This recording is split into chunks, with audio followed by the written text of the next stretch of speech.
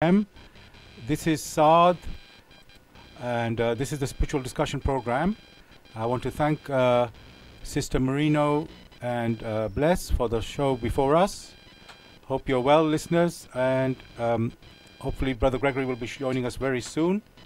I'm going to put him online now. Dear listeners, the aim of the show, as always, is to introduce you to the spiritual knowledge in the light of truth, the Grail message by Abdul Sheen. I'm just going to see if I can get Brother Gregory now.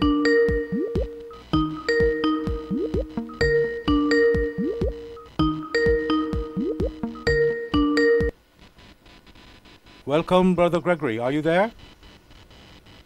Hello. Hello, Brother Gregory. Yes, I'm here. You're here. Welcome to the show. This is Brother Saad here in studio in London. The weather today has been reasonable, a bit overcast, but not, I will say, not freezing or anything like that. I don't even know what the temperature's been, but yeah, just dry. Where are you, Gregory, and how's the weather where you are? Well, weather is just calm. I'm in Lund in Sweden. Lund in Sweden, and yes, how's the weather there? Just calm, just like London. Oh, calm, okay. Welcome to the show. So, dear listeners, just to say again, the aim of the show is to introduce you to the spiritual knowledge in the light of truth, the Grail message by Abdul Sheen. And we have a new topic every week. The topic for tonight is the place we call home. And you can join us in the discussion by contacting this number, UK number, which is 079 444 31366. You can call, text, or use WhatsApp. If you're outside of UK, it is 0044 79 444 31366. You can call, text, or use WhatsApp. I'm going to start with, as usual, about what is the Grail message. The Grail message in the light of truth by Abdul Sheen is a spiritual knowledge of life. It offers an explanation of the world, a picture of creation on the basis of natural laws. Its lectures contain valuable basic elements as a help in life. For through the knowledge mediated, the reader is again brought closer to life and led back to God. The Grail message deals with important fundamental questions of life by explaining in a clear and logical way the automatic working of the laws of nature, the whole weaving of creation, allowing every process to be recognized, and thereby the purpose of our whole life. It is directed at the individual and speaks to the innate experiences of the human being, their strengths and weaknesses. Thus, every reader has the opportunity to discover, through the intuitive perception, if what is stated is the truth.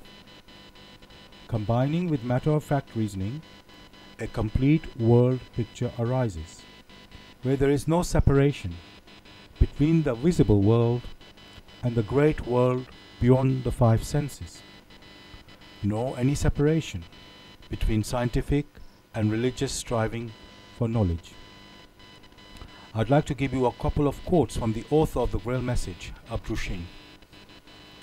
The hearer and reader of my lectures should always work within himself, keenly probing and building bridges from one lecture to the other, as well as out into the great and small world happenings. Only then will he be able to understand the Grail message and find that it gradually shapes itself into one complete whole, without leaving any gaps.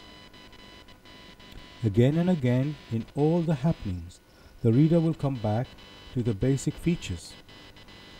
He can explain everything without having to change even one single sentence. The word of the Grail message lives, so that it permits only those people who really carry the honest desire in their souls to find abundantly. All else is automatically rejected by it. For the arrogant and those who seek superficially, the message will remain the book with 7 seals. And I'd like to finish with one more quote from the author. I wish to fill the gaps which have so far always remained unanswered in the souls of men, and which never leave any serious thinker in peace if he earnestly seeks for the truth.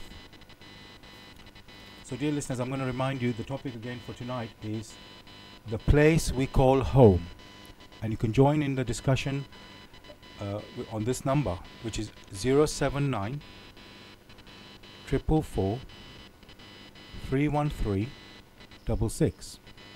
And if you're out, and you can call, text, or use WhatsApp. And if you're outside of UK, it is 00 44 79 444 313 66. Gregory, this topic that we've got tonight, the place we call home.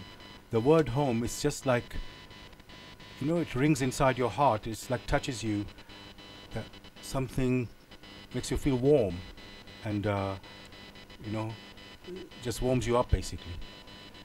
And now, of course, we are here on this earth, and yet we know this is a spiritual program. And so, when we first say the word home, you think of the earthly home, isn't it? And then we talk about the spirit, that we are a spirit, and we know the spirit is not material. So when we talk about a home, you refer to the earthly home. So is there a spiritual home for us as a spirit? Well, the question which I will have to repeat is there a spiritual home? Of course, there is a spiritual home.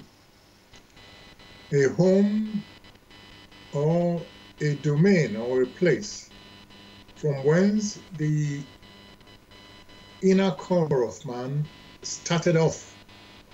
That initial place, or that place where it initially set out in order to experience, is what it may call home. But it can only call that place home when it has got a personality. Without a spiritual personality, it may go back to that origin, but is unconscious or is not self-conscious.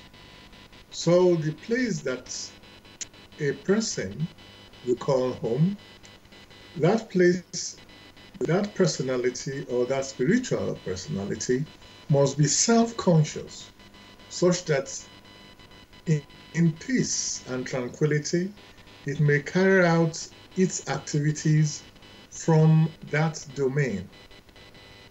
So one may only refer to a spiritual home when one has become self-conscious of one's inner abilities and capabilities and wishes to live in peace like others, where the activities of one supports the activities of the other, where the human spirit that has become self-conscious swings unconditionally in the laws of creation that has given it its existence. Thank you for that. There was a little moment we lost you a bit, but I'll just repeat that bit. I sort of heard it. There was a little sort of background noise, I think, there. But so I think you were referring to that. Basically, we need to be self-conscious to be able to return that to that home, that our spiritual home that we originate from. Yeah, what one is saying is that one needs to be self-conscious to call that place home, because one has a personality. Else one returns there and one has no personality because it has no identity. So it's still a germ it hasn't developed all the qualities that it's supposed to develop. So when one is referring to a spiritual home, that is the place where one's inner quality of self-consciousness can come into play. Else, like we said, one refers back, one goes back there as unconscious spiritual. That means the time and space and the efforts that has been put in place for it, the spirit to move, are completely wasted. Thank you for that. And so now let's look at the earthly home that we are, let's say, because we're on the earth now. Now, that one we can say we are familiar with more. And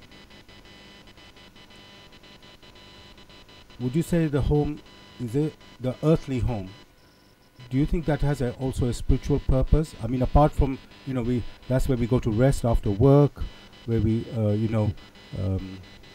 maybe take a moment of reflection, or even, let's say, people go into the garden to relax or listen to music, have barbecues and so many things that you can do at home. Would you say there's a spiritual aspect in the earthly home as well? To understand this completely, there is a need to know that there's a connection between the spiritual home in our effort to become self-conscious and the earthly home. The earthly home is only temporal. Temporal in the sense that between the so-called incarnation and the so-called death. That is the spirit. I mean, that is the period where one can talk about an earthly home. And that means it's only temporal. It doesn't last forever. But even within the earth, when the word home is mentioned, we know that we are born in a place. It doesn't mean we have to remain in the same house throughout our lives. For many, very few will remain in the same house throughout their lives. There are some who will move out of that particular house, or maybe they were born in hospital, then they came to a temporary abode, and they move out when they are growing up and move out to, say, within the same city, or within the same area, or within the same country, but also maybe they move to a different country. And so you have that, in order for them to experience, they always move from one place to the other. But wherever they are, they find a temporary place to, pitch their tents, so-called, such that they can reflect. But these reflections must be tied to, if they have the knowledge or the wisdom of what the earth demands of them, or of what the spirit demands of them, such that they can fulfill both. In the home, in the so-called earthly home, man is required to set up the necessities that it requires in order to function effectively. Thank you. I thought you might say a bit more about the necessities, but okay. So what you're saying is we must look at the bigger picture, not focus only on the earth life and of the earthly home. Well, there's always a variation. The earthly home, we only, set up that which is necessary at a particular period.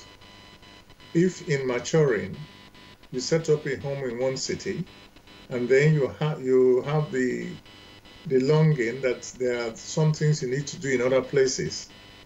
Then when you move to the other place, you have to set up a home there.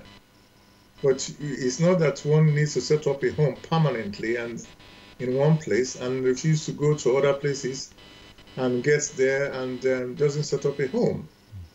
But all these things are transitory. Thank you for that.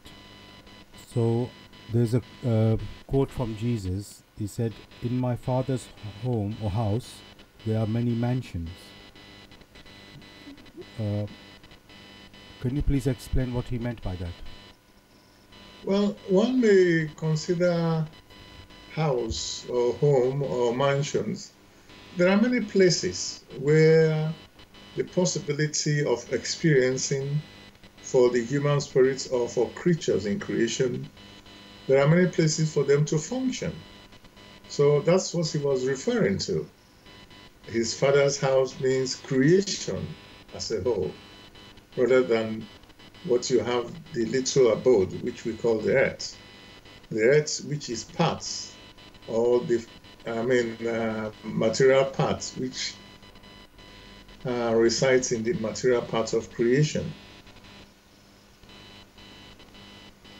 Thank you. And so on the earth, you can say we know we build our own home, and in creation, which is part, or earth is part of creation, or material world.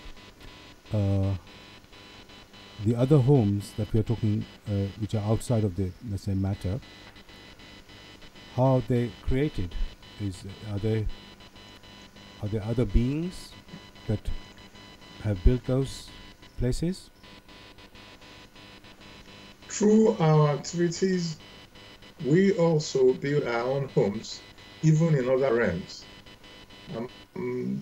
Because through one's intuition, we set off these inner volition, which are picked up by the administrators in creation. These administrators may be referred to as the elemental beings or the substantiate beings. These beings pick up this inner volition of that of the intuitive perception, depending on the purity, and they provide an abode depending on the level of maturity of the human spirit. Also, it should be mentioned that even whilst one is on earth, depending on one's activity, if it is towards evil. Oh, Gregory, are you there? I think the connection is not very good at the moment to Gregory. So if you can just hold on a little bit, listeners. I think it's an internet connection on. Hello, can you hear me? We lost you for about 30 seconds. So if you could just recap. Okay, I don't know why this is the case, but I need to switch off my phone. Okay, good. Maybe that's why. Just a second. Yes. On my side is saying poor connection. Now it's gone. The poor connection is gone. The problem might be from your side because I'm the only one using the internet thing here. Okay, it's clear now. It's gone. The connection is perfect now. Yeah. So it's clear. Okay. Yes. Could you ask the? Yes. So I was saying when I started the question was we have said that that's the creation. Oh, seems to have disappeared again. Are you back? Hello. Yes, I'm always here. I've not gone anywhere. Okay, all right. So basically, you were saying that, or I was asking that, when Jesus said that there are many mansions in his Father's house, and then after that, which is basically creation, and then I'm asked about who built these, basically, homes, you could say, in different parts of creation, because on earth we know it's us who make them. And then, are there other beings who are making the homes in other places, in the, let's say, in the beyond, or even in heaven? One responded by saying that through our volition, our activities, each personality is able to provide a home for itself, depending on its maturity. This provision is made available through the help or through the activities of other beings, which beings are called substantiate beings, but on the nearer surrounding, they are referred to as elemental beings. Now, they pick up the volition of the human spirit, and they then provide an abode, or they weave an abode for it, depending on its inner maturity. So, if you have the situation where a human spirit is striving for that which is good, then an abode is provided for it, is woven for it, because he himself or herself has given that possibility for that abode to be woven in accordance with its inner maturity.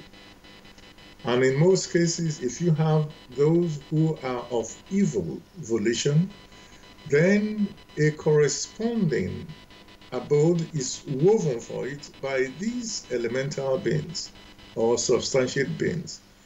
These beings are in charge of the administrations in creation, and they weave perfectly well, depending on the material or on the inner volition that the human spirit has put in place. So it is true that in one case, that of evil and wickedness, you have a place woven, and in accordance with the attraction of homogeneity, those of evil volition come together so that they can experience themselves in full. And maybe in maturing, we move away or we change our volition. And in accordance with the attraction of homogeneity, those of good volition who are striving to support others will come together and experience themselves and experience of their goodness. And in continuing along that fashion, we'll arrive home in accordance with the will of the Creator that has granted all these possibilities. Now, you mentioned there that we sort of weave our own, you could say, destiny through our volition and in providing the home in the future, in, let's say, in the heaven or in the spiritual world. Now, there are other spiritual teachings where they talk about hell and paradise, you know, and you said already that those who do good or come together to support, you know, other human beings together, you know, to live in, let's say, in the right way, they would make that home, which is, let's call it, would I be right to call it that home, paradise, the spiritual home for those who, because you did mention earlier about a spiritual being home, you can return to that if you are self-conscious, and the home type of home you would create in the spiritual home would be, you could return as a living personality. And if you didn't I'm a bit I don't know how to say it very well, but let me not go too much into that specific so much, but let's just more focus on what these teachings, other teachings say, which is basically, if you do good, you go into heaven, into paradise, and if you don't, if you do evil, then you end up in hell. So are these both paradise and hell? Are they in the same spiritual plane? Or I don't know how you should use the word home, because it doesn't sound nice to call hell a home, but are they in the same plane? Or am I wrong there? Like you mentioned, it is said, in my father's house there are many mansions. So many mansions or many realms, one may interpret them that way. Therefore, one may also say that when you have a human spirit whose striving is towards that of self-consciousness, then it's on the path to going home consciously as a self-conscious spiritual being. Therefore, one may say that some of these spiritual teachings or so-called religious teachings, through what their interpretation, have come to some recognition about it. But it doesn't mean they have a clear personal conviction. And that is what really counts. When it is said, if one does good, it's not that one does good in accordance to one's views. The goodness is mentioned, is referred to here, is in accordance with the laws that has brought creation into existence. And it, the human spirit that is striving to become self-conscious, these same laws have brought it into existence and has granted it the opportunity. So it is these same laws, these natural laws, these laws of creation that bear it aloft towards its origin. So it is not personal views. For whatever does not swing in the laws of creation or dares to oppose the laws of creation, that personality will not reach its goal, the goal of self-consciousness.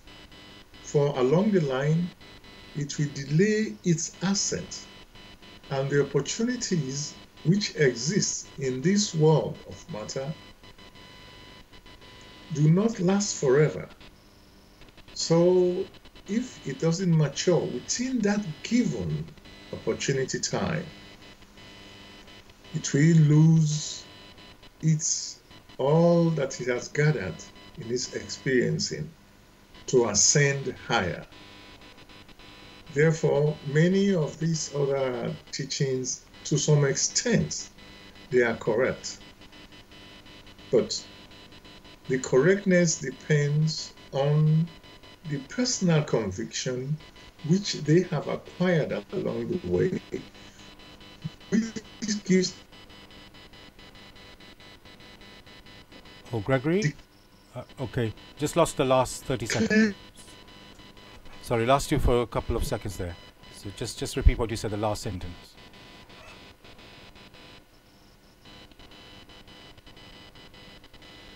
Which is mentioned. Oh, we're losing you. That? Sorry, just again we lost you again. One. Okay, just stop for a second. Just stop for a second. If you just can repeat, let's say the last minute of what you just said. So.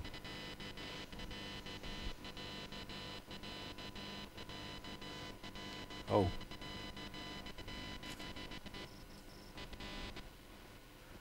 Okay.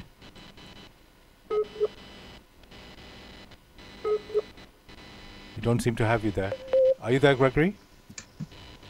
Hello? I'm here. I can hear you. Okay. All right. I heard. Now I can hear you again. So yes. So I can always hear you. You can always hear me. Somehow, okay. On my side, you disappeared, and on my display, it seems going poor connection, and then it disappears, and it so clears the message, and then it comes back again. So at this moment, definitely everything's okay right now. So if you could just say the last sort of minute of what you said, the last minute or so, what you said.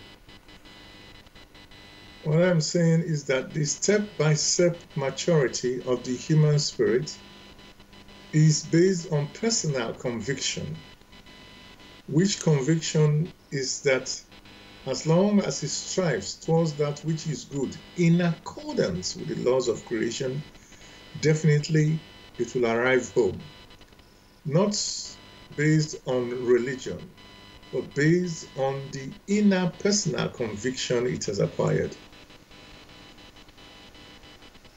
Thank you for that. I want to explore what you just said there about inner conviction. How can we, I mean, when you think about this, what you've just said about spiritual home, you know, we are on the earth here And I would say most people don't even think about anything else but the earthly world that we're living in. So, and yet here tonight we are talking about, let's say we are focusing on the spiritual home, which is supposed to be our ultimate goal. And yet, and you're saying we must have personal conviction. But first, surely, before you even have personal conviction, you got to know that or you have to sense that there's even a spiritual home. So how do we discover or even get to know that there is another world that I mean, you said it's not the beliefs. Beliefs are not, it is in the, people know there's, let's say in their belief, they're told about life after death. And, heaven and hell, which I mentioned earlier, or paradise. And then as you explained that is based on we create those worlds through our volition. So, but the thing is, and then you also said we have to become self-conscious. So, is there some, how can we discover really all these things that what you're saying and have a personal conviction, which is what you've just mentioned? The idea of belief, can you hear me? I can hear you clearly, yes. Yes, in the initial stages, one talks about beliefs. Beliefs is like a potential.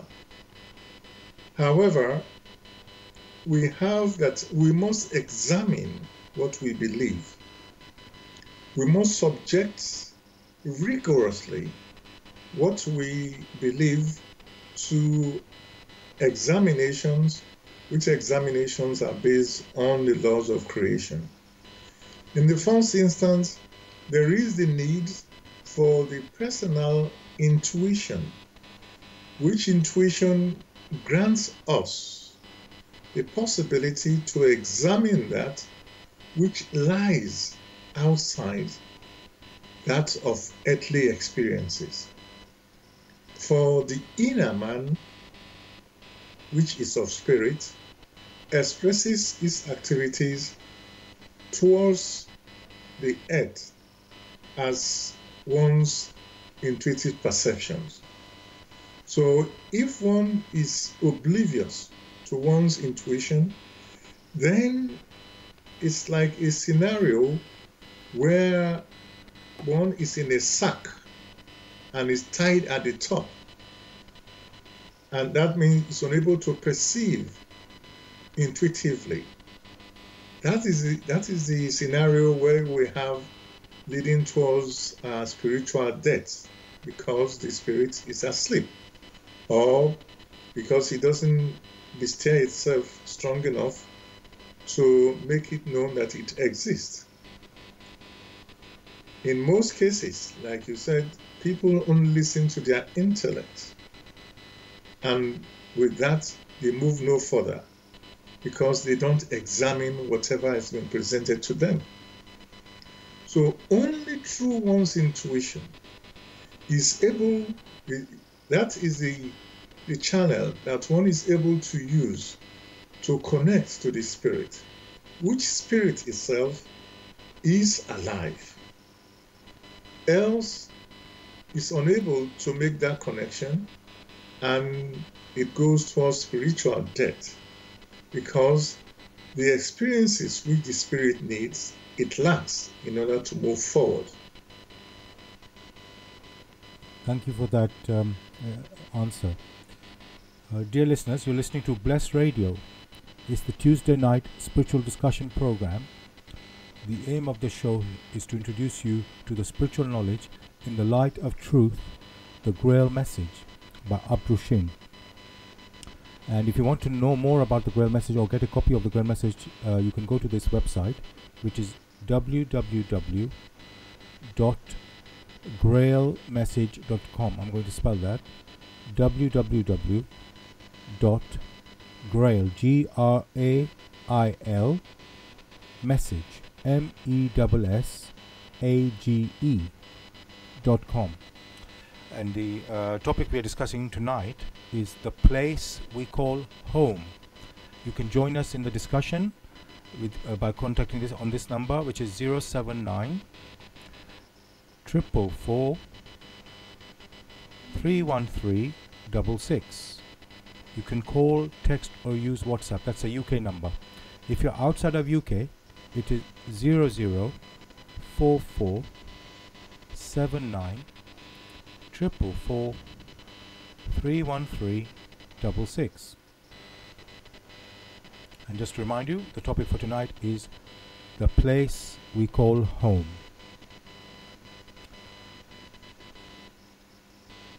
Now, another quote from the Bible or from Jesus is,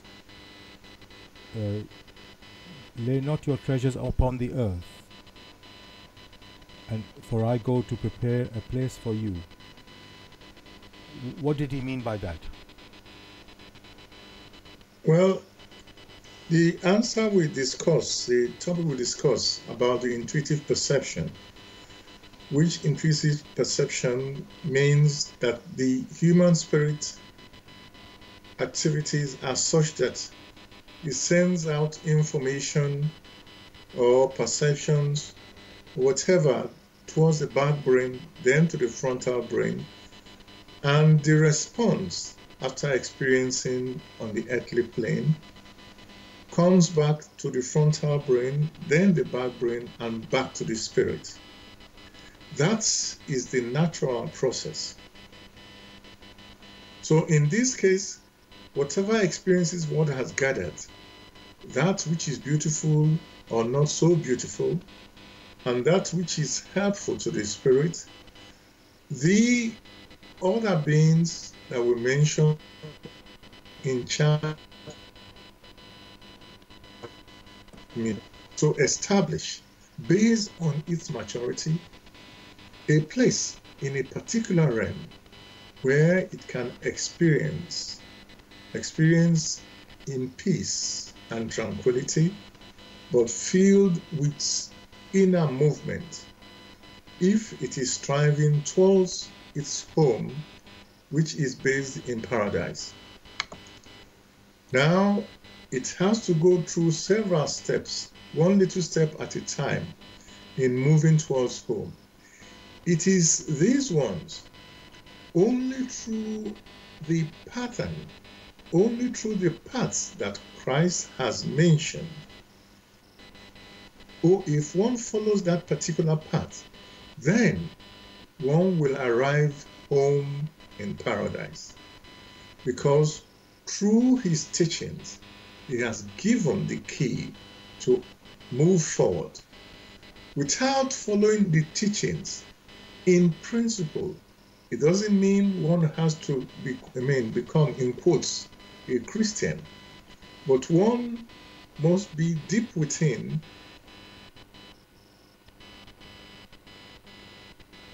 Oh, Gregory, are you there? Open. Oh, Gregory, we just lost you for about 5 seconds. Can you hear me?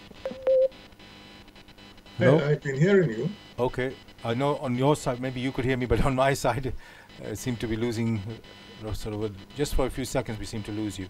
So, okay, just if you can recap the last couple of sentences, please.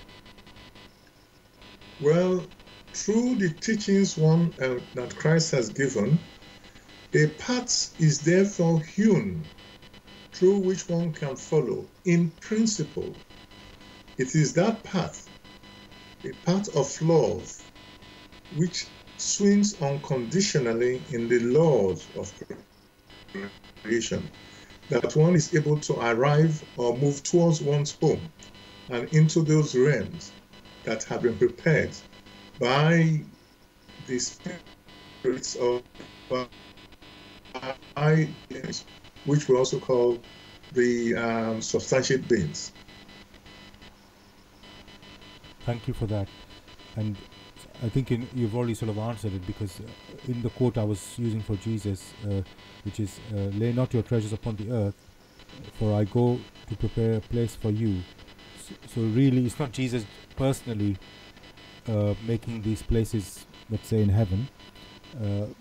Rather, the servants of God working for, let's say, Jesus, or working for God, they are the ones actually preparing their home.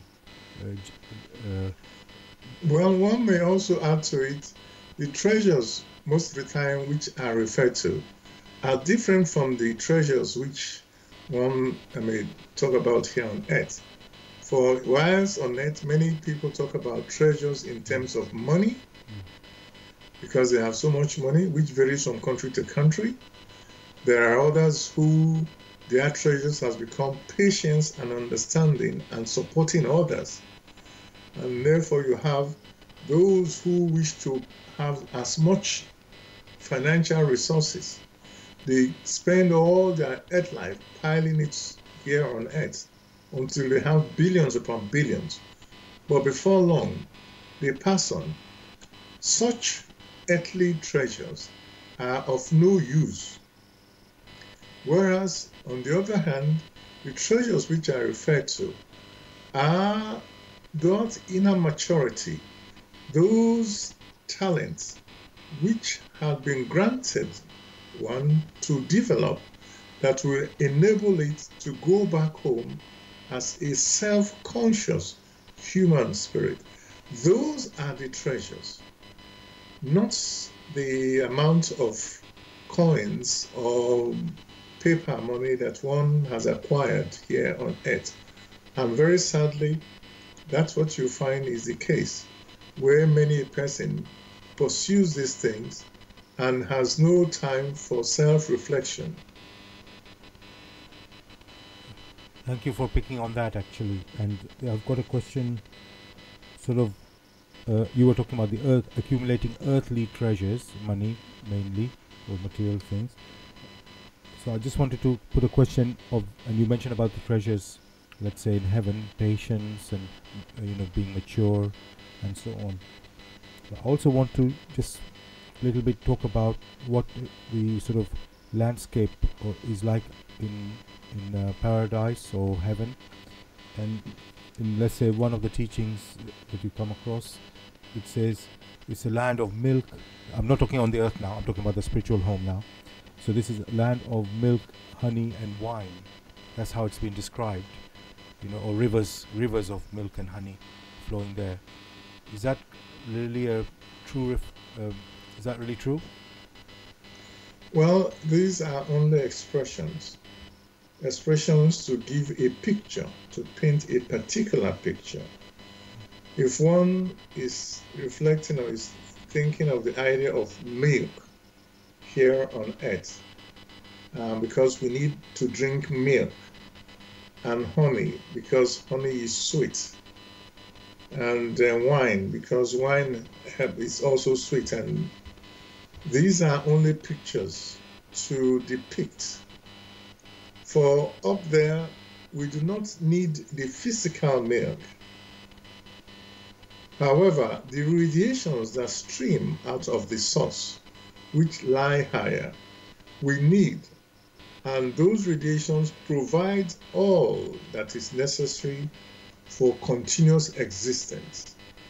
So these are only approximate pictures or approximate expressions to describe to the intellectual what the treasures or what the beauty of things are up there. It doesn't mean, therefore, one should be looking forward after passing on to go to a place where there will be milk and honey and all sorts, and continue the way, it used to live here on earth. These are only approximate pictures. Thank you for that. I'm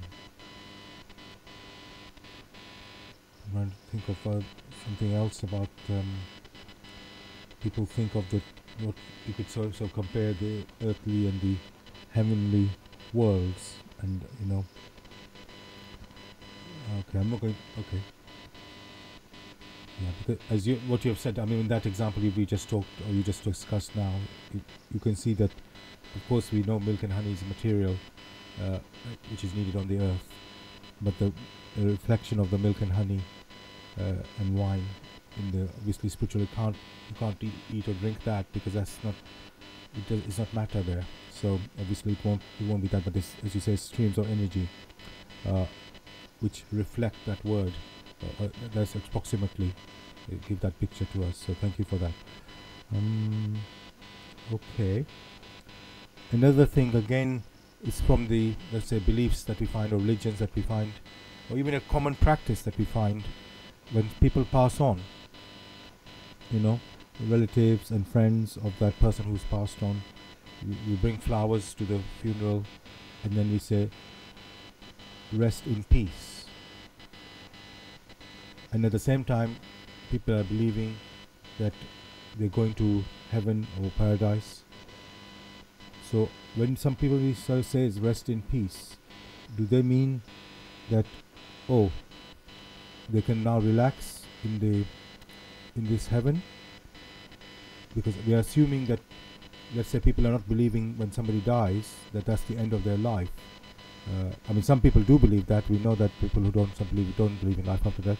But let's say those who are spiritual, they still say that they believe there is life after death, and yet they also say rest in peace. So maybe are they thinking that the person will now be relaxing there in the spiritual home? It is normally assumed by many that when one speaks of something which is outside the earthly domain, that the reference is already spiritual and a spiritual home. The earthly domain belongs to the world of matter. Above that lies the another world, which one may refer to as the animistic. One is only talking about the connections now. And above the animistic, we now have the spiritual. Before one incarnated in a mother's womb, one was somewhere. The personality didn't just, the striving personality was somewhere other than paradise in the the spiritual home.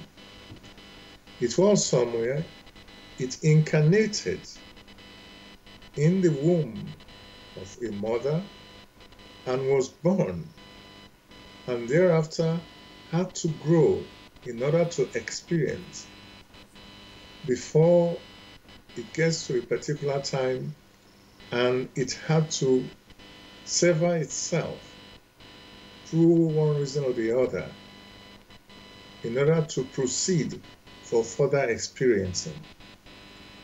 Creation as a whole came into existence through dynamic motion, through perpetual motion. Therefore, when the spirit has severed its connection from the earthly, it still had that intrinsic property of dynamic motion. One cannot say it is resting when it is experiencing things here and there through this motion, which itself is a law in creation. So how can it then rest when there is motion, when it is experiencing? In the first case, there are all that it has sown.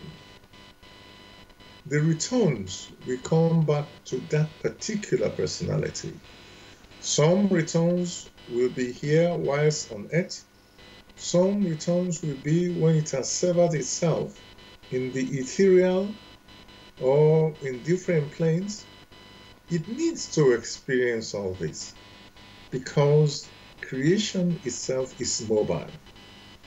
Therefore, the expression rest in peace, the notion behind it is wrong because many see a picture where one goes, sits down and does nothing. Such an expression is utterly wrong, for it is not in accordance with the laws of motion that has brought it, the human spirit, into existence.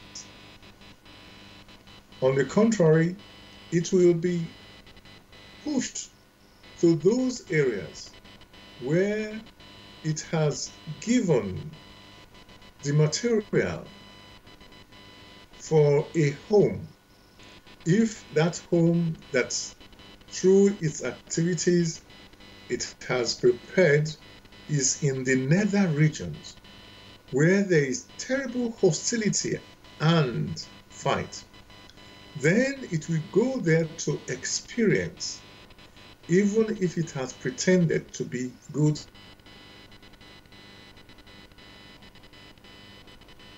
Thank you for that, Gregory. Oh, are you there? Gregory, are you there now? Hello? I just want we lost you for a few seconds. I just want to check. Did you finish speaking? Because I don't think you had. Yes, I have. Oh, you have finished. Okay. So thank you for that.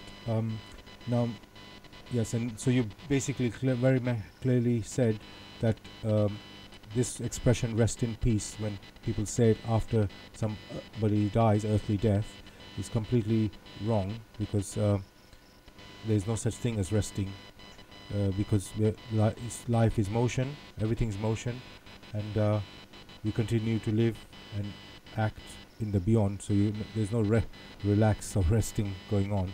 You're just in the next world, where you're obviously doing work in that world and just living there. So yeah, thank you for clearing that up. Now I want to another question associated with that death, basically. Now, when people die nowadays, there's basically sort of two forms of sort of funeral people have. Either it's a burial or it's a cremation. And although it's not directly at the moment respected with the connected with the topic of home, but I just wanted to go into it just to explore it a bit. So when somebody is buried, in the ground, and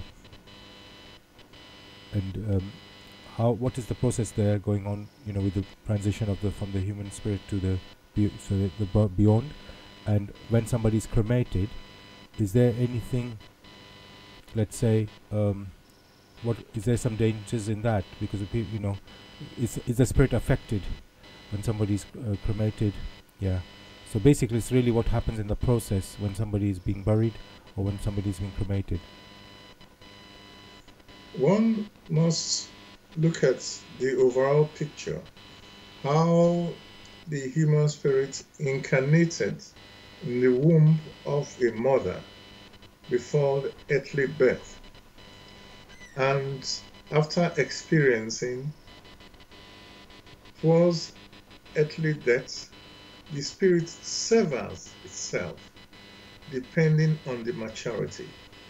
There are some who are so attached to the earth that they are unable to sever themselves on time because their volition is towards the earth.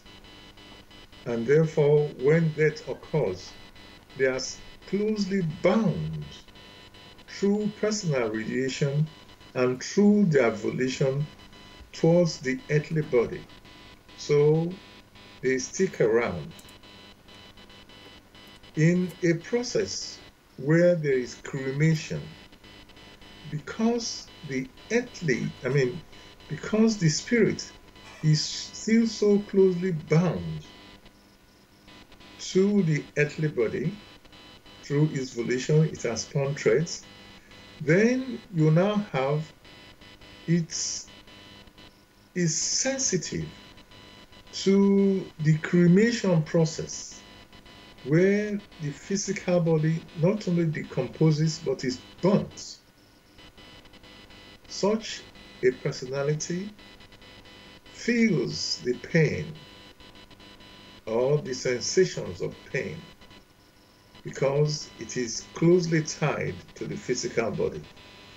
If, on the other hand, the human spirit is matured enough it would have severed itself and moved away, far, far away from the earthly body that is insensitive to those vibrations of the burning, in the case of cremation. But many a time, the human spirit is not matured enough for that. On the other hand, it severs itself very gradually. And you now have the process where it is buried, where it waits around for some time and comes to know, or its other senses are opened to the vibrations around it, and it severs itself gradually and moves away. That is what you have in the case of a burial. For a human spirit, that is striving away in order to experience in other realms. At the same time, a human spirit whose strong volition is tended towards the earth will remain there at the place of burial or within the neighborhood of the burial for a very long time, which may last from days to months, years, or even centuries. So it depends on the personal conviction, and it depends on how it has spun its own traits. These traits which it had granted to those who are in charge of the administration, those substantiate beings or those elemental beings who take up the volition and spins the threads that will enable the spirit to mature, because the spirit has given them what they, or what it, the human spirit, need to experience hereafter. So it all depends. Whatever, be it cremation or just simple burial, it depends on the inner volition of the human spirit, how it has lived its life, and how it is striving to understand creation aright. Thank you for that. I mean, I can see basically that a human spirit must be striving for maturity and also must be aware, because what you've just talked about there, about the process, of death, whether it's cremation or let's say after the person's basically is burial, we're talking about the burial here, or the cremation, that funeral process. The main criteria, if I can use the word criteria, the main aspect here is the maturity of the spirit, and also, what it's, how can I say, because I don't want to make this like an intellectual thing, because people can believe in something, but that's not going to sort of help them along into the beyond. It's more that you're conscious and being aware of what happens in these processes. Because obviously, when people say I want to be cremated, and when they do die, the people burying them is not obviously that person who's died. It's the people, his family or his relatives or whoever does that cremation. And those people, even if the person is spiritually mature himself, those people, when they decide to do the cremation, you can't, it could be a day after he passes, it could be 1 week or more, and little will they know is that the person who's passing on, he's still in this sort of stuck to his body in a way. It takes time for the spirit to leave that body, and so, Sorry, a spiritually mature person will be very circumspect right, in passing down instruction on what has to be done after its departure, knowing fully well in its maturity that it may not just leave the earthly plane. And it therefore says, don't just go about with cremation, for I cannot really predict my maturity. One knows one is striving after the truth, but the level it has attained, it is not sure. So it becomes circumspect. Whereas others, without any reflection, which is based, because it's based on their religion, which religion they have practiced without any personal conviction, without having used their own personal intuition to filter that which is genuine and that which is not. So in this case, one has to be circumspect and move gradually rather than saying it is my religion. For in the first place, it is not the religion that counts, but the personal activity which the human spirit has engaged in, which activity it has done with conviction. For it is said, and it is well known, whatever a soul has sown, that is what it must reap. Where it has sown dissension, you should not expect to reap peace and happiness.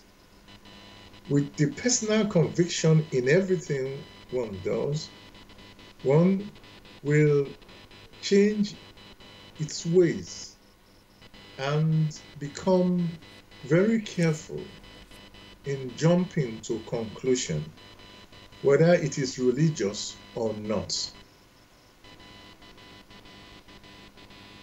Thank you for that. Thank you for clarifying that. Dear listeners, you're listening to Bless Radio. It's the Tuesday night spiritual discussion program. The aim of the show is to introduce you to the spiritual knowledge in the light of truth, the Grail message by Aprushin. And if you want to know more about the Grail message or get a copy, you can go to this website, which is www.grailmessage.com. That's www.grail, message, message.com. And the topic we're discussing tonight is the place we call home. So if you'd like to join us with any questions or comments, the number to contact us here in UK, it is 079 444 31366. You can call, text or use WhatsApp. If you're outside of UK, it is 0044 79 444 31366, and you can call, text or use WhatsApp.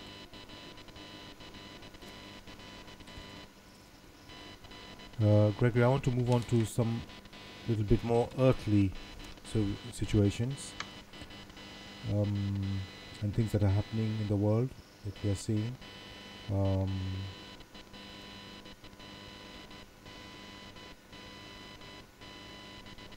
So I will go on Friday. There was a news of this so-called terrorist attack, horrific terrorist attack in New Zealand with a white man. So it is claimed killing 50 Muslims in these two mosques in Christchurch, shooting them, and it appears that he seems to be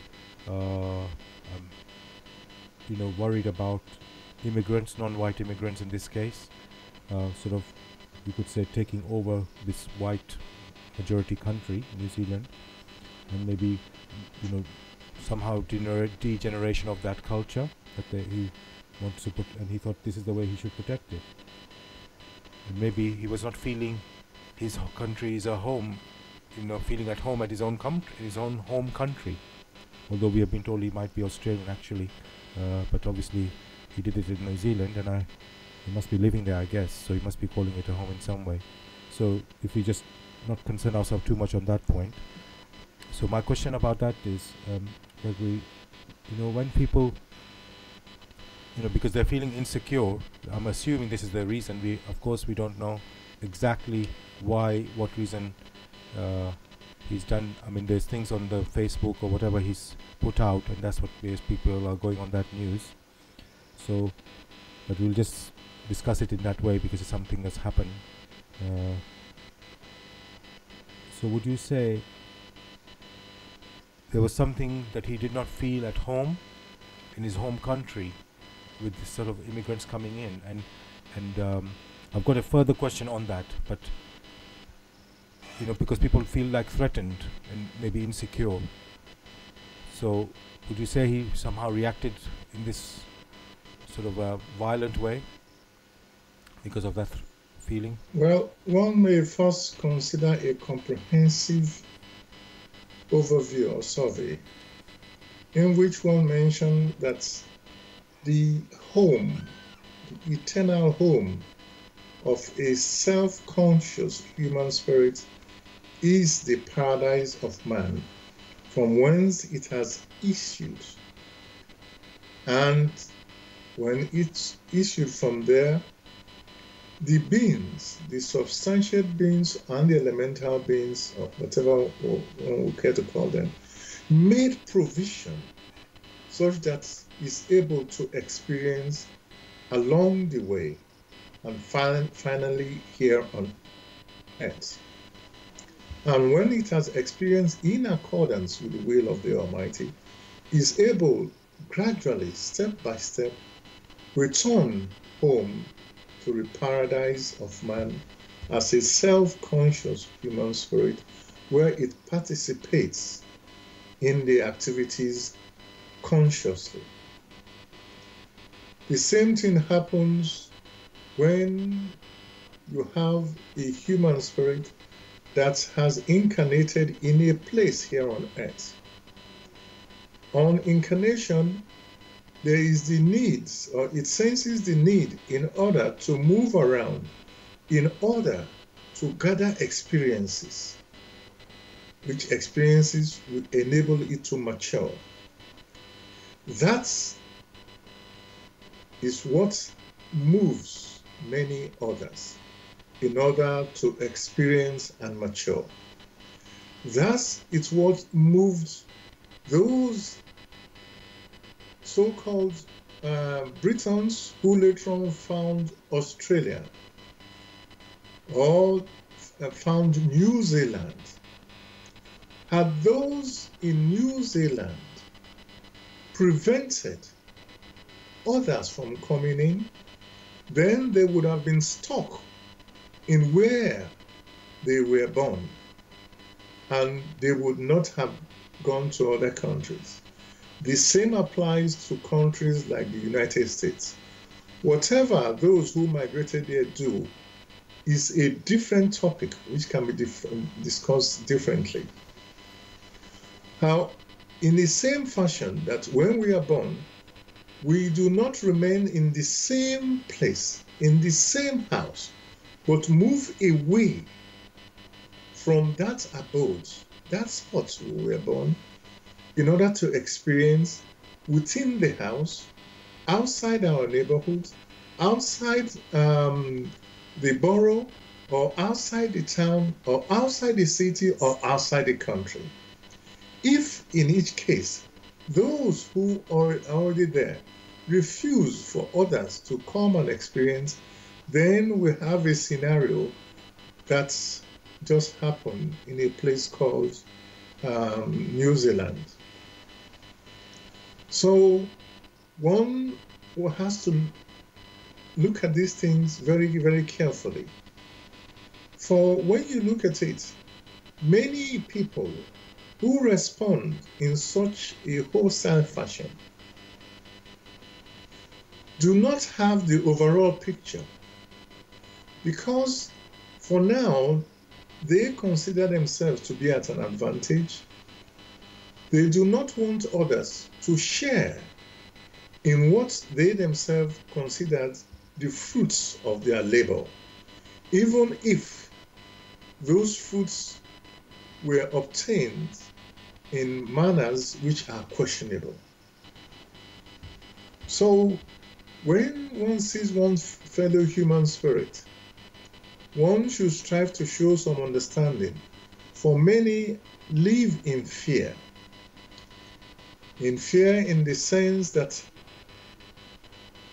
they think, which may not be justified, that their space is being invaded. And because of that fear, they live in fear, we have the response, which responses are not in accordance with the will of the Almighty. For it is said in the so-called Christian teaching, "Thou shalt not kill. Vengeance is mine." If one follows these dictates, why should one go and kill others? All because that person is of a different belief from them. So one doesn't need to be a professor to understand the consequences. What one should know, that such people have sown, and have sown wickedness and evil in abundance, and in accordance with the will of the Almighty, such will be brought back to them, such that they will taste of the fruits of their labor. For those who have been deprived the opportunity of further experiencing, they will also have to experience things in a different format. They themselves can also learn that such activity which has been perpetuated on them is not right, and with the right volition can sever themselves and move forward. Thank you for that. And I just wanted to say, after this event, I don't know how to call it, a horrible, terrible event, the New Zealand people, or even the Christchurch people, got together, sort of to basically unite, to show their repugnance, and but really to show that really we are one human being, one people. So despite them outwardly might look different and act, have different practices and so on. So that's, even though such a horrific did happen, but we could say the general population is obviously not like this, and they actually welcome those people. So thank you for that. If I may add, one has to be very careful of such unity. It is sometimes not what it should be. For you have that out of fear, people have come together, or out of pity, people have come together. The coming together seem to depict unity. But unity on what basis? Unless those who have come together have done it out of personal conviction, it has no value. For we know fully well the saying, when it was said, Hosanna today, those came together to say Hosanna today, and the following day, even before the ink has dried, crucify. So all such coming together that lacks personal intuition, which is based on conviction, is of no value. But as soon as an individual striving for self-consciousness move in such a way that it has personal conviction, many a thing it will not do. It will not see a fellow human spirit who has left paradise just like themselves and act in such a way. It will welcome the opportunity, because in the final analysis, many of these human spirits are striving to get back home, a home which they call sweet home, where Christ has said, In my father's, there are many, many mansions. There is no limit. And there is no, oh, this is my space, don't come in. There, many a striving human spirit that has become self-conscious welcomes others, for the space which is provided is literally limitless. And following from what you said, Gregory, returning to the point of what this person, the person who killed these 50 people, which we suspect is to do his hatred for these, you could call immigrants, particularly as Muslim immigrants in this case. When you were saying, man is basically free to travel, to experience. Obviously, from the spiritual point of view, that makes complete sense, because you need to try, you need to go. If you need to experience a particular thing, you need to just travel where that is. You can have that experience. When we talk about on the earth, and there are different countries, and people are born in one country, and then let's say it's a poor country, or let's say there's violence in that country, and really you're not very safe in that country, and then you flee. Or, as I say, it could be violence, it could be economic reasons, and then you come to a well-off country, in quotes, let's in this case, let's say New Zealand, and let's say thousands and thousands came of this group of people, who are looking for safety, or who are looking for economic progress, and sort of, in quotes, if I can use this word, maybe it looks like they're flooding, although they don't outnumber the local people when they come in these numbers, but it might feel, a bit like what is happening in Britain with Brexit. It feels that, these outsiders are coming in, and you have no control to stop them from coming in. Do you think just because you have a volition and free will to experience, it should be the same for anybody on the earth to travel anywhere?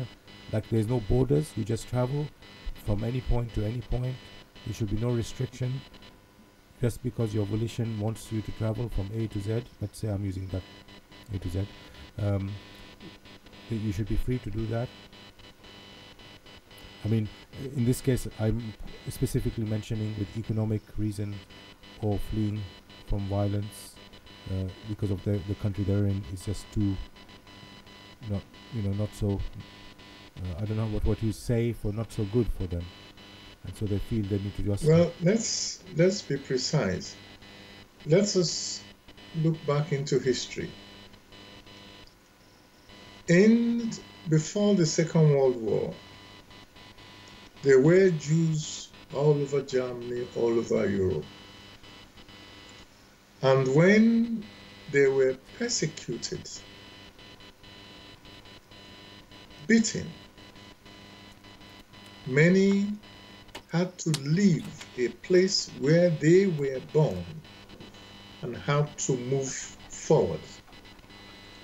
Some countries initially refused them entry, and later on granted them entry.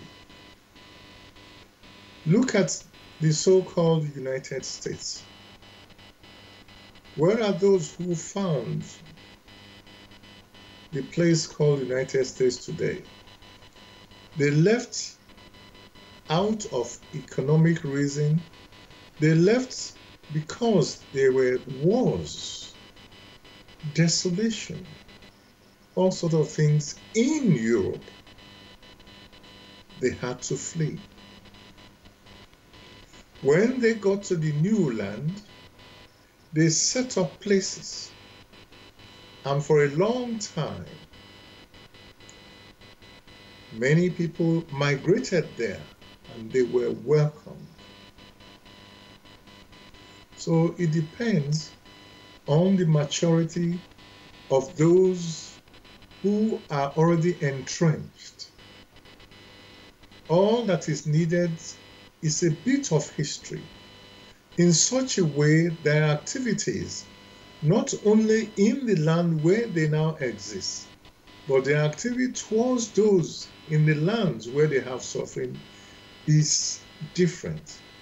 That means in their own, they are prepared to go to those countries and help them establish. Some call such activities aids, to assist your neighbors in upbuilding.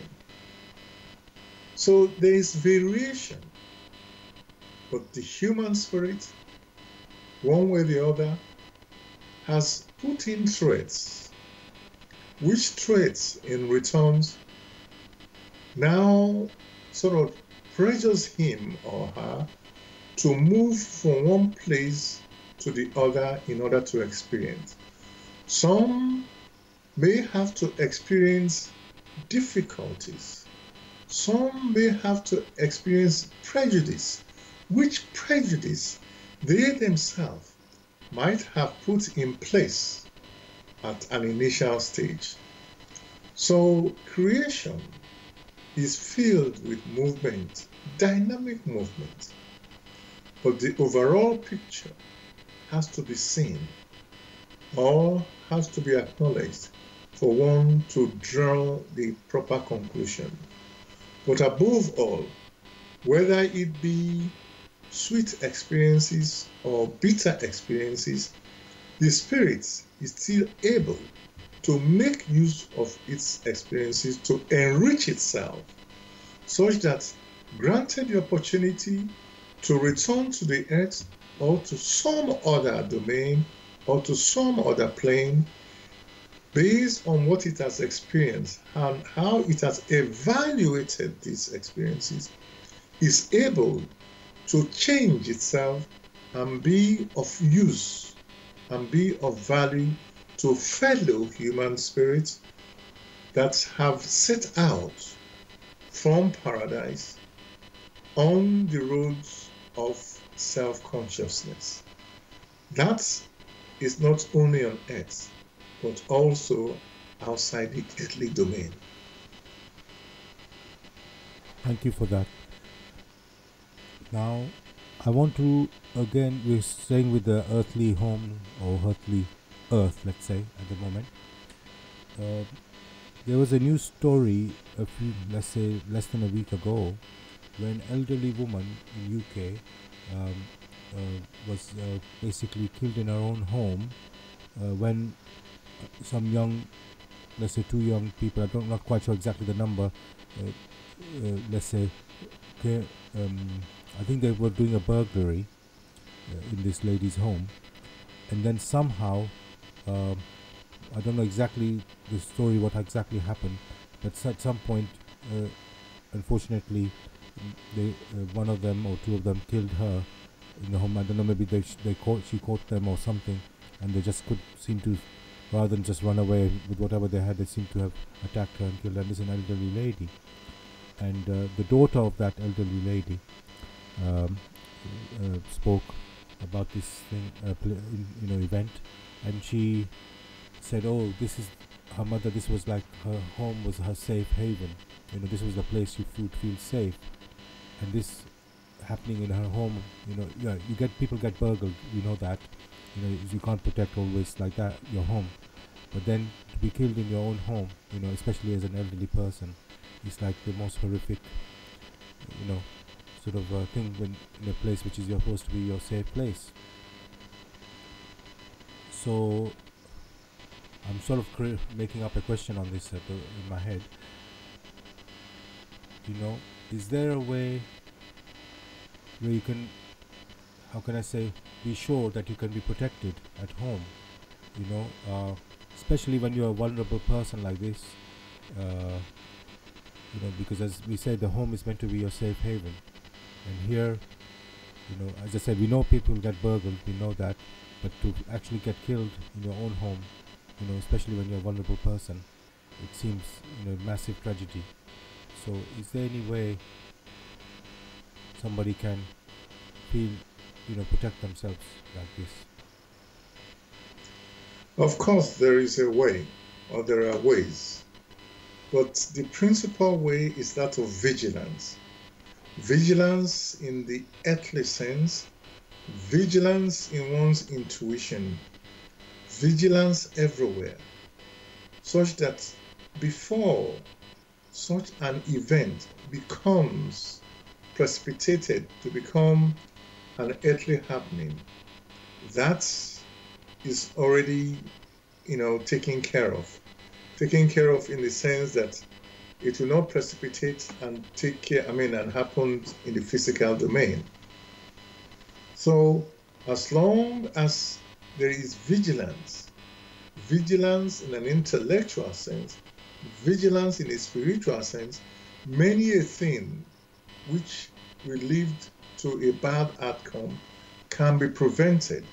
For like it is said, prevention is better than cure. Since prevention is better than cure, the human spirit needs vigilance in all its activities, earthly or non-earthly. Thank you for that. And I sort of want to ask on that about vigilance. Is it putting a security camera, because once a person is inside, they will still, it's too late, isn't it? Once they break in.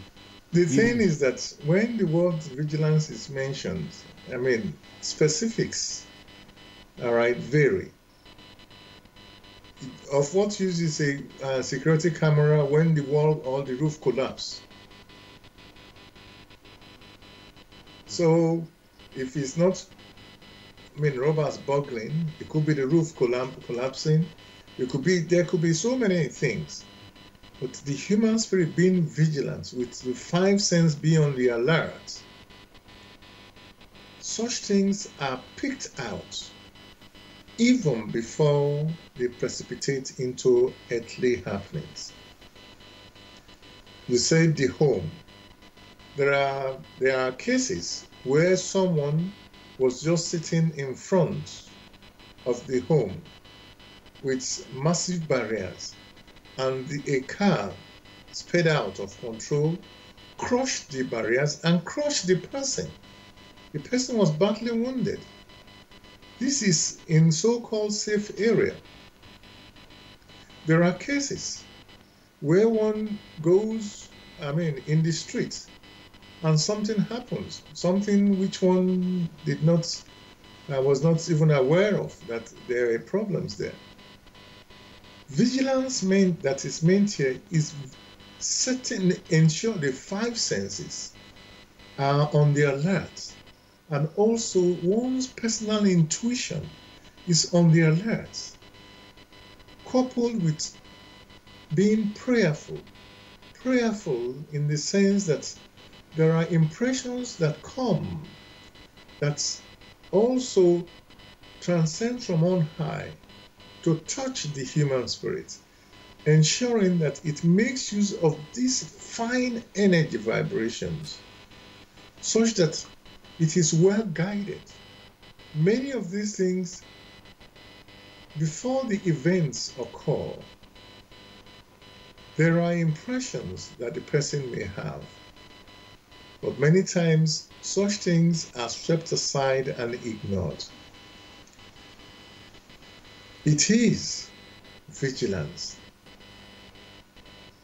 being aware of all that could happen, that can serve the human spirit, both as a shield and also a sword. Thank you for that. And I've got another sort of thing that is in the news right now, youth violence or knife crime, especially in London. We are hearing, well, I don't want to say every week, but very regularly, young teenagers being stabbed by other teenagers.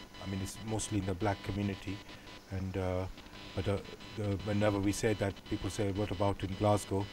That's all white area, and they have the same problem there, and they're doing something about it. So anyway, but focusing in the current news, it seemed to be getting out of hand, and people are wondering why is this happening, so much now, and is it that these young boys are just not coming from a good home? I mean, they're always, the economic circumstances are looked at. They're definitely not in a well-off situation, and maybe they're thinking how how can they get out of this? And it mostly is drug-related crime. I mean, the victims are sometimes just it's not a fight between two drug gangs. It's actually somebody just happens to be there, and then they get killed. They just happen to be teenager. Or there might be suddenly an argument somewhere, and then it seems that one of these people who were not even really connected can just stab you, and you just die. It's really tragic. Obviously, it hurts the families of those who are the victims of that crime. So again, the topic is about the home, the place we call home.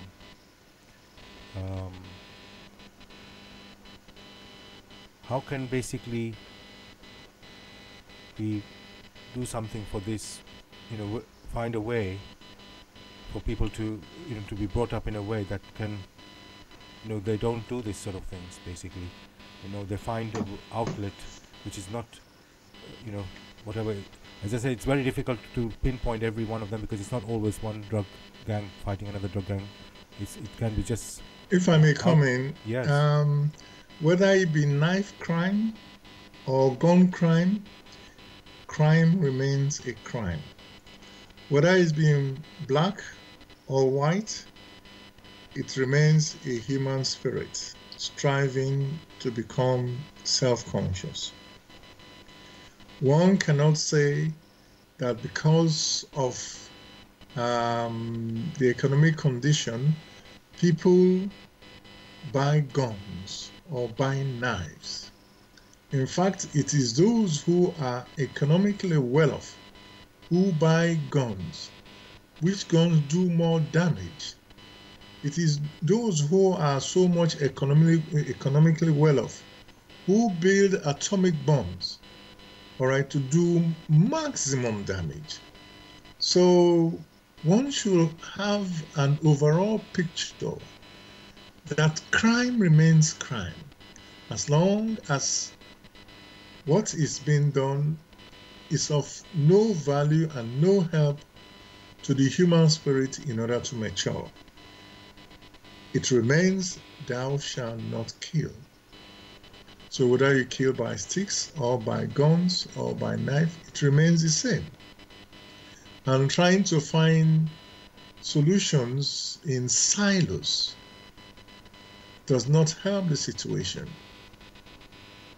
For the human spirit need to serve together. They need to work together.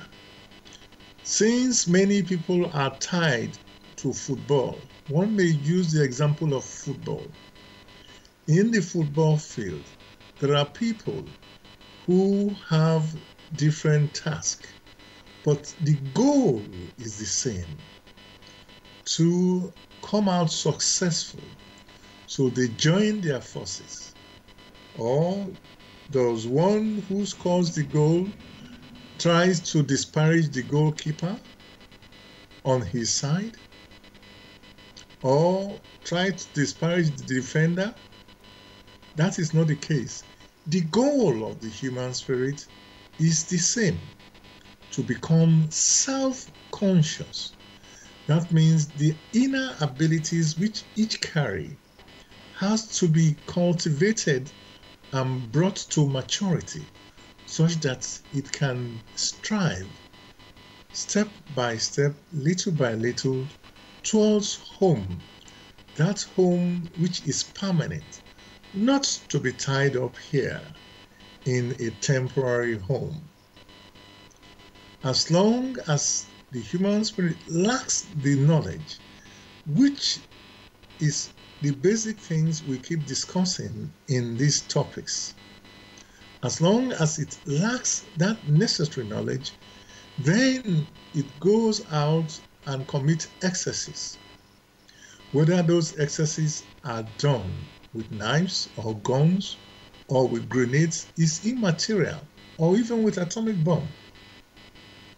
So one should look at the big picture and know that the goal, just like in a football team, is the same: self-consciousness.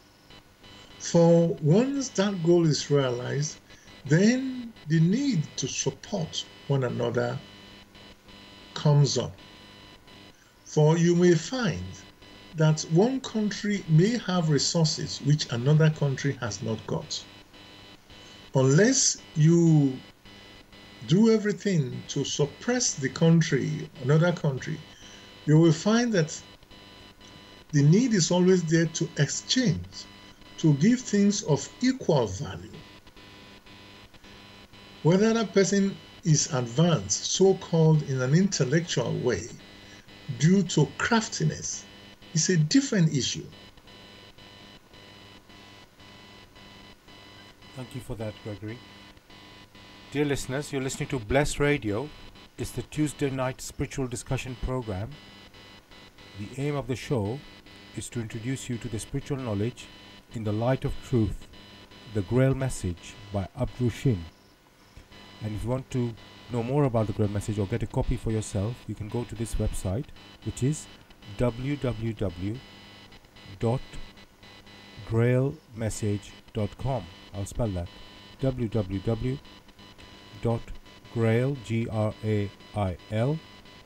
message, MESSAGE.com.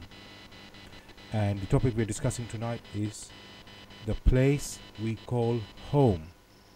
You can join us in the discussion if you call us on this number, or you can text and use WhatsApp as well. It's a UK number, which is 079 444 31366.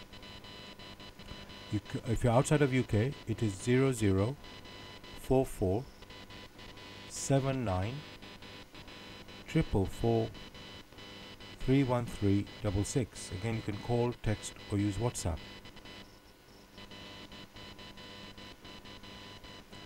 So another aspect of the topic, as I said, there was the place we call home, and again looking at the earthly home.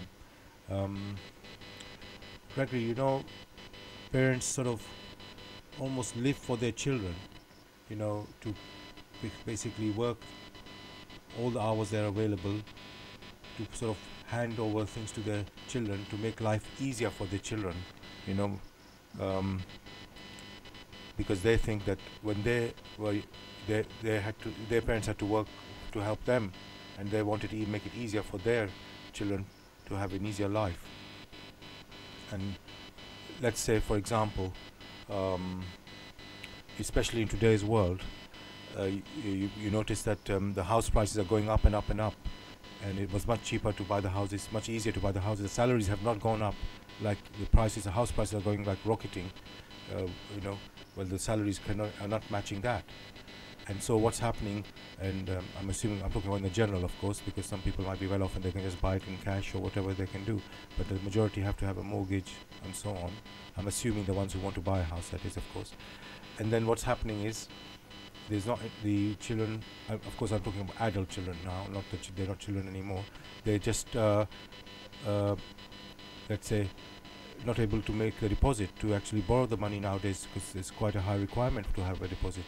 So the parents say, okay, I will, you know, they've got savings or something, and they will now give this money to help their children, adult children, you know, to use as a deposit, so that the adult child again, can now have a home.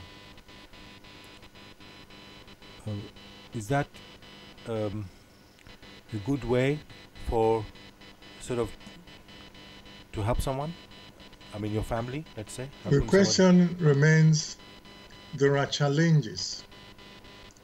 And these challenges, the human spirit needs to develop itself to master these challenges and overcome them.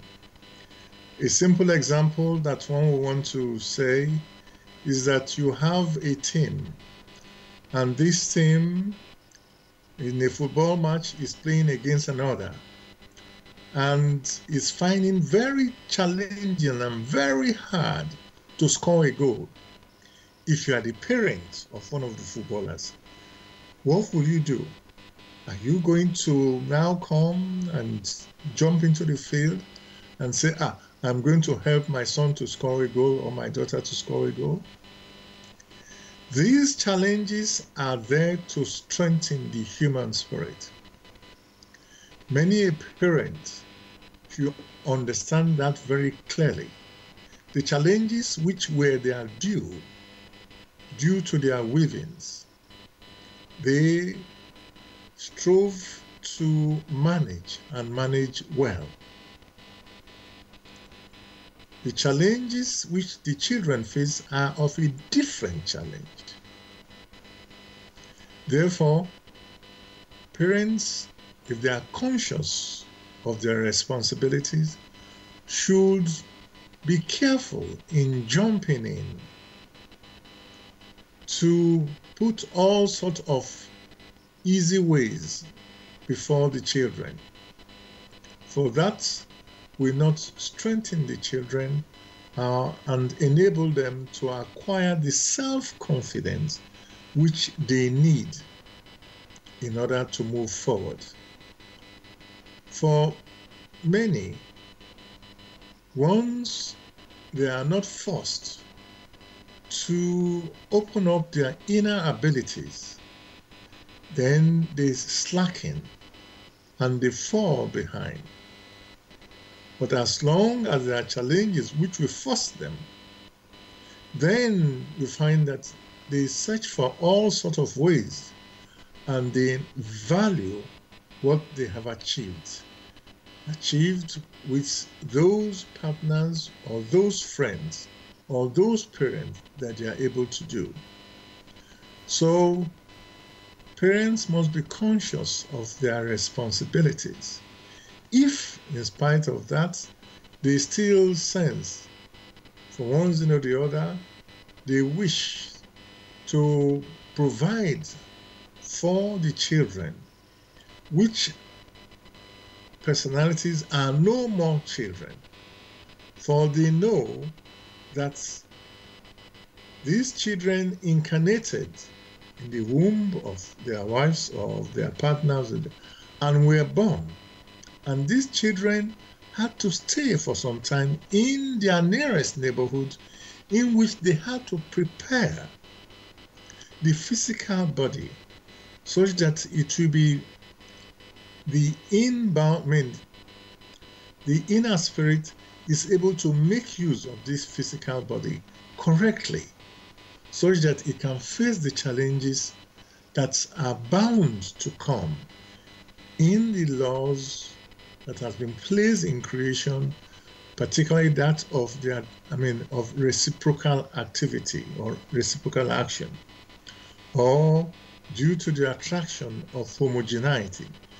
These bring about these challenges which the human spirit must respond to, and in responding to it accordingly, it matures.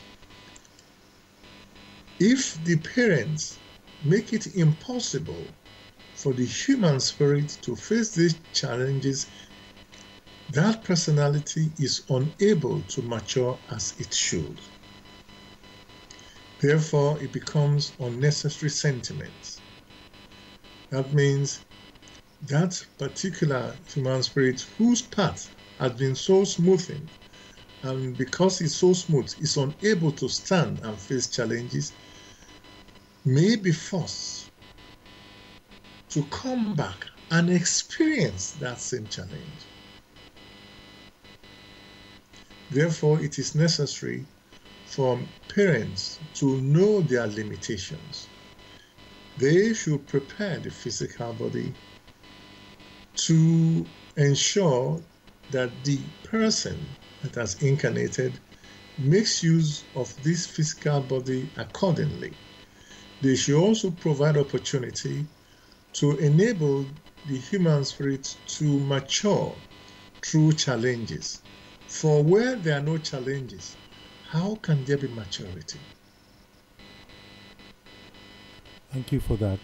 So, if I follow what you're saying is, when the children are young and growing up in the house, in the home, and the parents are looking after them, uh, they should sort of, how can I say, do tasks, cleaning or washing the car, and you know, do you think that's just get them to, like you said, they need to value, because if somebody just gives away like a £20,000, for to go buy a house, is the example I was using, they won't, obviously they will appreciate their house, but maybe because they didn't work for that 20,000, they might just, because it's an expectation, isn't it? Because people think, oh, my parents, I know they look after me and they brought me up, but if I'm in need, then I should go back and ask them. They should really help me if I'm in need, because they've done well, and maybe they're coming to the end of their life. They don't need so much. Not that you're trying to steal or anything, but that money can be used that they have available. So would you say yes, the children have to sort of be trained to sort of work for what they've been given? Any human spirit has to earn its place in creation. The Lord Almighty does not just throw things at people. People have to earn their place. It is that same process that drove the human spirit as unconscious spirit germs out of paradise, out of a place where they do not have an identity as a self-conscious human spirit should have. That is what drove the human spirit away from the boundaries into the worlds of the animistic and into the world of matter, and particularly here on earth in the world of matter. That is what happened. And in the process, these challenges, which are brought about through the motion, the perpetual movement within the world of matter, these challenges help to strengthen the human spirit if and only if this human spirit responds accordingly and develops those innate abilities which lie deep within it. As long as it allows them to come to fruition, then it becomes of value.